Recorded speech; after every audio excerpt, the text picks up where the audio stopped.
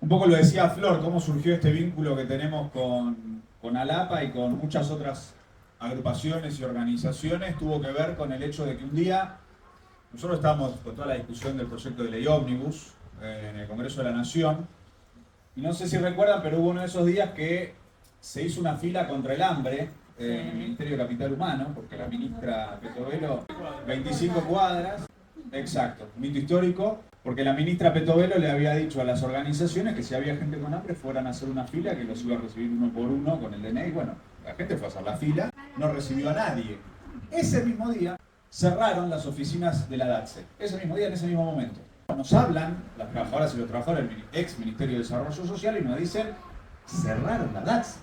que la DATSE atiende todos los días a 200 personas que tienen situaciones muy críticas y que requieren una asistencia. Hay que hacer algo con esto. Entonces, inmediatamente nosotros, a la mañana siguiente, cuando arrancó la sesión en la Cámara de Diputados, yo presenté una cuestión de privilegio contra la ministra Petovelo,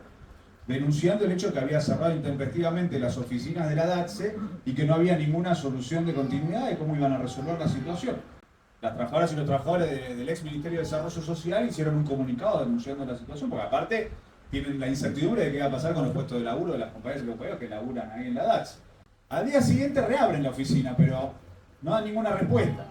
porque, como decía Flor, una resolución administrativa de la ministra suspendió todo el circuito administrativo, diciendo que están en un proceso de revisión, de auditoría. Incluso empezaron a insinuar una campaña mediática hablando de que había algún tipo de irregularidad en la administración anterior de la DATSE, sin ninguna prueba, sin ninguna causa judicial que esté prosperando en ese sentido, pero todo con el sentido de justificar y legitimar que de hecho no hay atención y soluciones y respuestas en la DATSE. Que supongo que la mayoría de ustedes lo conocerán, la dirección que atiende casos de personas que no cubren con la prepaga, que no tienen la plata para pagarse el tratamiento y que aparte en muchos casos son tratamientos muy caros, impagables para la enorme mayoría de la población de nuestro país y que sí o sí necesitan de la atención de la DATSE para poder garantizar esa asistencia. Bueno, fue a partir de eso, como decía Flor, que dijimos, pongámonos en contacto con tanto las trabajadoras y los trabajadores del Ministerio como con las agrupaciones que representan a los pacientes y con los pacientes y las personas con enfermedades que están sufriendo esta situación para juntos discutir cómo hacemos para resolverlo, donde el objetivo sea resolver este problema, porque esto trasciende cualquier discusión política, esto trasciende cualquier discusión partidaria. Acá hay un derecho constitucional elemental que es el derecho a la salud que tiene que estar garantizado, pública y gratuita, y son situaciones graves y urgentes que no pueden esperar, que tienen que ser resueltas ya. Entonces, convocamos la reunión, hicimos la reunión en la Cámara de Diputados y en esa reunión fue que nos conocimos muchas y muchos, con Flor, acá con Estela y con Pablo, que por suerte me enteré que ahora salió a favor una cautelar. ¡Vamos! ¡Vamos!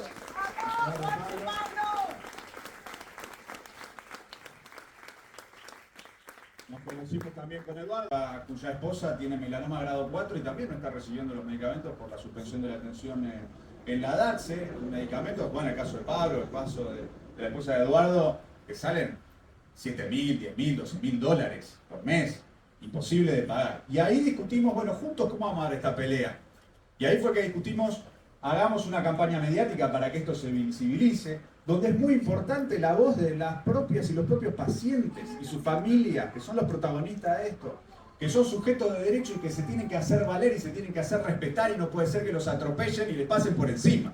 Y hubo ejemplos muy valientes, como el caso de Pablo, y muchos otros que salieron a la radio, que salieron a la televisión, que salieron a los diarios a denunciar la situación, a no dejarse atropellar. Y en esa misma línea empezamos a lograr más apoyos políticos de otros sectores, hubo otros bloques que empezaron a presentar proyectos en la Cámara de Diputados, empezamos a lograr resultados judiciales, como fue el caso de la cautelar de Pablo, y que queremos que también se logren muchos otros casos más que surjan las cautelares tanto individuales como colectivas. Y continuamos con esta lucha que al día de hoy sigue, porque en el medio de todo esto, como decía Flor, traspasaron la DATSE al Ministerio de Salud. En el medio de esto nos enteramos de todos los casos que hay del problema del incluir salud, que tampoco está atendiendo y dando respuestas. Y las mamás de los nenes con fibrosis quística nos decían que también estaban en una situación desesperante por sus chicos. Entonces empezamos a ampliar el universo de personas con problemas graves de salud que requieren una atención inmediata y que este gobierno no está dando respuesta. A eso se suma que las prepagas ahora, por toda esta desregulación y el aumento de precios, no están cubriendo tratamientos, no están cubriendo medicamentos. Entonces cada vez es mayor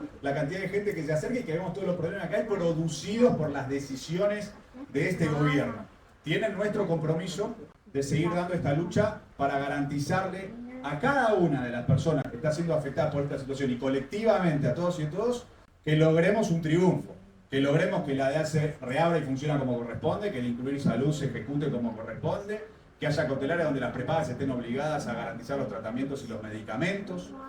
Y en ese sentido, y para terminar, una observación de índole general que me parece muy importante, así como acá tiene que trascender cualquier cuestión partidaria y tenemos que unir a todas y a todos en defensa de esta lucha, también es importante entender por qué el gobierno toma estas decisiones. Y nosotros tenemos un presidente que no solo cuando fue al Foro de Davos, sino ahora cuando fue a esta convención conservadora en Estados Unidos para apoyar la candidatura de Trump. Un día se reúne con Blinken y al día siguiente va a Estados Unidos y apoya la candidatura de Trump. Así de poco serio es. Va a una convención de los conservadores a nivel mundial. Ahí lo tenés al liberal. De liberal no tiene nada, es conservador. Por eso sus socios son los conservadores yanquis de Tea Party, los conservadores de CAS de Chile, los conservadores de Vox de España. Y en esa conferencia dio todo un discurso a favor de los monopolios, explícitamente, atacando a la escuela neoclásica y hablando a favor de los monopolios. Eso no es solamente un problema ideológico, sino que también es un problema político y de intereses que él defiende. Porque cuando él habla a favor de los monopolios, después inmediatamente lo que hace es permitir el ingreso de Elon Musk al negocio de las telecomunicaciones en Argentina. Habla de los monopolios, se reúne con el CEO de BlackRock, Larry Fink, para discutir cómo Larry Fink interviene en el negocio financiero y de infraestructura en Argentina. Y eso también tiene que ver con la salud, porque sabemos muy bien cómo en el terreno de la salud existen los monopolios y cómo sabemos que los monopolios no tienen interés económico en resolver los problemas. Por ejemplo, estamos en el mes de las enfermedades poco frecuentes y no les importa a la gente, no les importa a la gente. Entonces de ahí es tan importante la lucha para conquistar derechos que se ha logrado y ha sido una conquista histórica de la humanidad, que se traduce en los tratados internacionales que consagran el derecho a la salud, o los derechos consagrados en Argentina y los tratados y la propia Constitución que consagra el derecho a la salud, y por lo tanto donde es necesario no dejar librada la salud de las personas al libre accionar de los monopolios, sino que a partir de esta lucha y de estas conquistas exigir que el Estado garantice el acceso a ese derecho. Y en ese sentido, así como él tiene esa orientación, también es cierto que en Argentina existen derechos, existe constitución, existe democracia, existe división de poderes. Y por eso, el ejemplo de que tuvo que dar marcha atrás con quitarle la plata para el transporte a Chubut por una resolución judicial de un juez federal, y ahora Milei le tuvo que girar la plata a Chubut del Fondo Compensador del Transporte porque un juez se lo ordenó y le puso un límite y le dijo hasta acá llegás, no es que haces lo que vos querés. En ese mismo sentido podemos ganar esta pelea en defensa del derecho a la salud. Por eso una de las cosas que discutimos en estas reuniones que estuvimos teniendo es vamos a los amparos colectivos para que la justicia le ordene al Poder Ejecutivo